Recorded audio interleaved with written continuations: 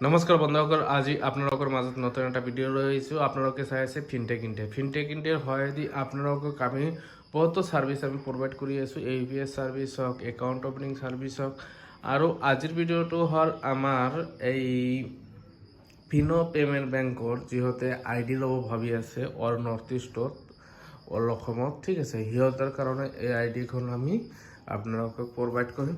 আপোনালোকে এইখন চাই আছে যে বেনাৰখনত ইনষ্টেণ্ট একাউণ্ট অপেনিং কৰিব পাৰিব, instant savings account, current account, তৎকাল মানি ট্ৰানজেকশ্যন, উইথড্ৰল, ডেপজিট কৰিব পাৰিব, গ'ল্ড লোনৰ সুবিধা আছে।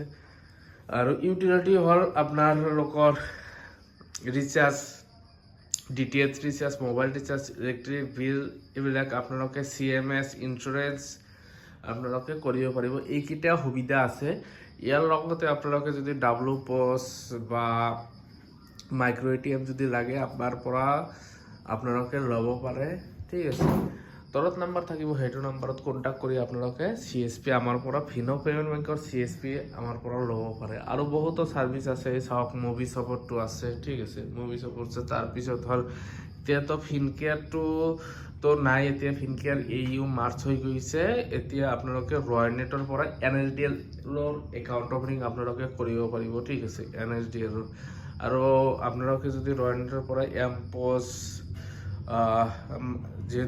যেটা হ'ল মাইক্ৰ ATM আৰু ফিংগাৰ ডিভাইচ যদি লাগে, ইয়াৰ তলত নাম্বাৰ থাকিব, সেইটো নাম্বাৰত কণ্টেক্ট কৰি আপোনালোকে ল'ব পাৰে। আৰু আমি দেখাই আছোঁ, এইখন হ'ল DGPay লেগিয়াৰৰ হয়। আপোনালোকে ইয়াতে ছাৰ্ভিচ কেইটা আপোনালোকে চাওক, কি ছাৰ্ভিচ আছে। পান কাৰ্ড আছে, ট্ৰেইন টিকেট আছে, বাছ টিকেট, ইয়াতে গোটেইখিনি আছে। মানি ট্ৰানজেকশ্যন, মাইক্ৰ ATM, AVS-টো আছে, ঠিক আছে। তাৰ লগতে NPS আছে, নেশ্যনেল পেনশ্যন যোজনা আছে, এইটো, ঠিক আছে।